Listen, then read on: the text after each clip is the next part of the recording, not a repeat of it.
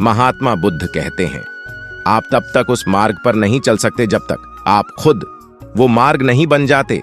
लोग सवाल पूछते हैं, मेरा मन नहीं लग रहा, मैं क्या करूं? मैं मन को शांत करना चाहता हूं, एकांत करना चाहता हूं, मन को साधना चाहता हूं, हर तरह के फालतू के विचारों से मुक्ति पाना चाहता हूं, पर मेरा मन कहीं लगता ही नहीं, वो हमेशा भटकता रहता है। आइए एक कहानी के जरिए समझने की कोशिश करते। एक गुरु अपने शिष्यों को ध्यान साधना सिखा रहे थे। तभी एक शिष्य बोला, हे गुरुवर, मैं कुछ समझ नहीं पा रहा, क्या मैं आपसे कुछ पूछ सकता हूं? गुरुजी ने कहा, बिल्कुल पूछ सकते हो। शिष्य ने कहा, जैसे मैं पानी पीता हूं तो मेरी प्यास बुझ जाती है, या कोई भी पानी पीता है तो उसकी प्यास बुझ जाती है, तो ये ध्यान के संबंध में ऐसा क्यों नहीं होता? जब हम आपके कहे अनुसार एक जैसा ध्यान करते हैं तो हम में से कोई पहले ही तो कोई बाद में, तो कोई कभी भी ध्यान की स्थिति को प्राप्त कर ही नहीं पाता। ऐसा क्यों होता है? जैसे पानी से सबकी प्यास बूझ जाती है, वैसे ही ध्यान से सबके ज्ञान खुल जाने चाहिए, पर ऐसा नहीं होता। गुरुजी ने कहा, कल एक धनी व्यक्ति ने भोजन पर हमें आमंत्रित किया है, कल तुम मेरे साथ चलना, मैं तुम्हारे प्रश्नों के उत्तर वहीं दूंगा। अगले दिन दोनों गुरु और शिष्य भोजन के लिए उस धनी व्यक्ति के घर पहुंचे। धनी व्यक्ति की पत्नी ने उन्हें भोजन पर बुलाया था। दोनों भोजन करने बैठ जाते। उन्हीं के साथ उस स्त्री का पति भी भोजन करने बैठा हुआ था। उसने अपने सभी नौकरों पर चिल्लाकर कहा, यह क्या बेकार सा भोजन बना रखा है, इसमें कोई स्वाद नहीं। वो भोजन की थाली फेंक नौकरों से कहता है कि जाओ और दोबारा ढंग का भोजन बनाकर लाओ। धनी व्यक्ति की पत्नी ने उन दोनों गुरु शिष्य से क्षमा मांगकर उन्हें भोजन परोसने लगी। दोनों ने भोजन किया। गुरु ने अपनी थाली में 2 रोटी छोड़ दी। गुरु ने उस स्त्री से कहा कि बेटी, क्या तुम मुझे ये 2 रोटी बांध कर दे सकती हो? स्त्री ने उन रोटियों को बांध कर दे दिया। उसके बाद दोनों वहां से निकल गए। रास्ते में गुरुजी ने शिष्य से पूछा कि तुम्हें भोजन कैसा लगा? शिष्य ने कहा, भोजन तो अति स्वादिष्ट था, मुझे पसंद आया, मुझे भोजन करके करके बहुत अच्छा लगा। गुरु ने कहा, इससे अधिक तुम्हें और कुछ नहीं लगा? शिष्य ने कहा, इससे अच्छा और क्या लग सकता है? गुरुदेव, मेरी भूख मिट गई, मेरा पेट भर गया। गुरुजी ने कहा, भोजन तो अच्छा था, फिर उस स्त्री के पति को भोजन पसंद क्यों नहीं आया? भोजन तो अच्छा बना था ना? भोजन एक ही था, तब उसे पसंद क्यों नहीं आया? शिष्य ने कहा, आप ठीक कहते हैं गुरुदेव, मैं तो कुछ समझ ही नहीं पा रहा हूं, आप ही कुछ बताएं। गुरुजी ने कहा, अभी तो मेरे साथ आगे चलते रहो गुरु। शिष्य चलते चलते बहुत दूर निकल आए। शिष्य ने गुरुजी से कहा, गुरुदेव, हम हमारे आश्रम के मार्ग पर तो नहीं है, फिर हम कहां जा रहे हैं? गुरु ने कहा, बस चलते रहो। बहुत दूर चलने के बाद एक फटेहाल व्यक्ति गुरुजी के सामने आ गया और उनके चरणों में गिर गया और बोला, हे परमात्मा, मेरी मदद करो, मैं 3 दिन से भूखा हूं, मैंने कुछ भी नहीं खाया है, आप कृपया कर मुझे कुछ खाने को दें। गुरुजी ने उस व्यक्ति को एक पेड़ के नीचे बिठाया और उन 2 रोगियों को निकाल कर दिया जो उस महिला ने उन्हें बांध के दी थी। रोटियों को देखते ही उस गरीब व्यक्ति की आंखों में आंसू आ गई। उसने तुरंत उन 2 रोगियों को लेकर खा लिया। खाते समय उस व्यक्ति की आंखों से आंसू निकल रहे थे। वो रो रहा था और खाता जा रहा था और हाथ से इशारे कर रहा था, जैसे वो किसी अदृश्य शक्ति को कह रहा हो, तेरा धन्यवाद इस रोटी के लिए। खाने के बाद उसने गुरुजी को प्रणाम किया और धन्यवाद कहा। गुरुजी ने उस व्यक्ति से पूछा कि भोजन का स्वाद कैसा था?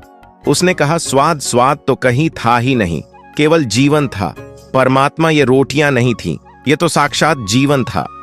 ये कहकर वो व्यक्ति वहां से चला गया। गुरु ने शिष्य से कहा, देखो, भोजन वही था, लेकिन एक व्यक्ति को उसमें स्वाद नहीं आता। तुम्हें उसमें स्वाद आया, तुम्हें भोजन पसंद आता है, लेकिन वही एक व्यक्ति को इस भोजन में स्वाद नहीं आता, बल्कि वो इसमें ईश्वर, परमेश्वर और जीवन को देख लेता है। इसी से पता चलता है कि व्यक्ति और भोजन की तृप्ति में भी अंतर है। पहले व्यक्ति की इसमें कोई तृप्ति नहीं होती, तुम्हें थोड़ी तृप्ति होती है, और इस व्यक्ति को अनंत तृप्ति होती है। ऐसा ही ध्यान के संबंध में होता है। जिसको जितनी ज्यादा प्यास होती है, वो उतनी ही जल्दी मार्ग बना लेता है। उस शिष्य की जिज्ञासा का समाधान हो गया था। उसके प्रश्नों का उत्तर उसे मिल गया था, लेकिन प्रश्न का उत्तर अभी हमें नहीं मिला। प्रश्न था, मन क्यों नहीं लगता? दोस्तों, जो लग जाए वो मन नहीं, मन का स्वभाव ही है भागना। जब हमारे पास कोई चीज अत्यधिक होती है तब मन उससे भागने लगता है। जैसे उस धनी व्यक्ति का मन जो उस भोजन से भाग रहा था, जो उसके लिए आम बात थी।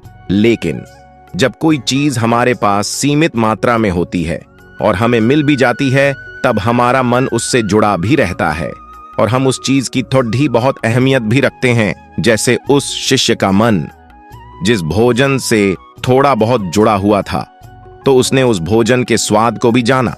लेकिन जब हमें कोई चीज चाहिए होती है और वो हमारे पास नहीं होती, तो पहले हमारा मन उस चीज के लिए बहुत लालायित रहता है। वह हर हाल में उसे पा लेना चाहता। लेकिन जब कोई चीज प्राणों से जुड़ी हो, जैसे कि वो 2 रोटी, और जब बात प्राणों पर आ जाए, तब मन गायब हो जाता है। तब आप स्वाद नहीं देखते, भोजन का प्रकार नहीं देखते, तब आपको सिर्फ भोजन चाहिए होता है। तब आप एकाग्र हो जाते हैं भोजन के लिए। जो मिले उसी में आपको आनंद आ जाता है। स्वाद हो या ना हो, आपके प्राण अंदर तक उसे स्वीकार कर लेते हैं। और यह तब होता है जब मन नहीं होता। हम हमारे मन लगाने की बहुत कोशिश करते हैं। कुछ पढ़ाई में लगाने की कोशिश करते हैं, तो कुछ अपने काम में लगाने की कोशिश करते हैं। लेकिन आपने देखा होगा कि मन कहीं नहीं लगता, और ये लग भी नहीं सकता, क्योंकि इसका काम किसी चीज में लगना है ही नहीं, बल्कि इसका काम है आपको भगाना इधर से उधर।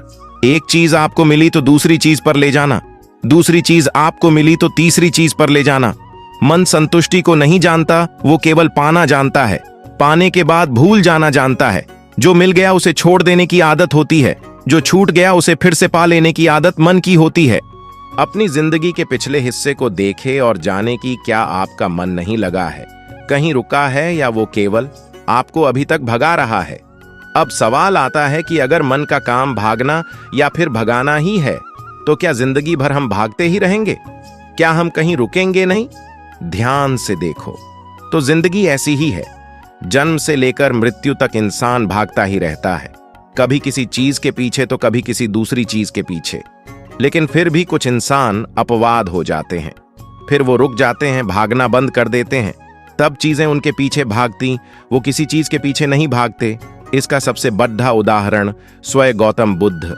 हम आम लोग कैसे अपने जीवन में ठहराव ला सकते? कैसे हम अपने जीवन में एकाग्रता ला सकते हैं? कैसे हम अपने जीवन में अपने मन को, अपने आप को नियंत्रित करने से रोक सकते हैं?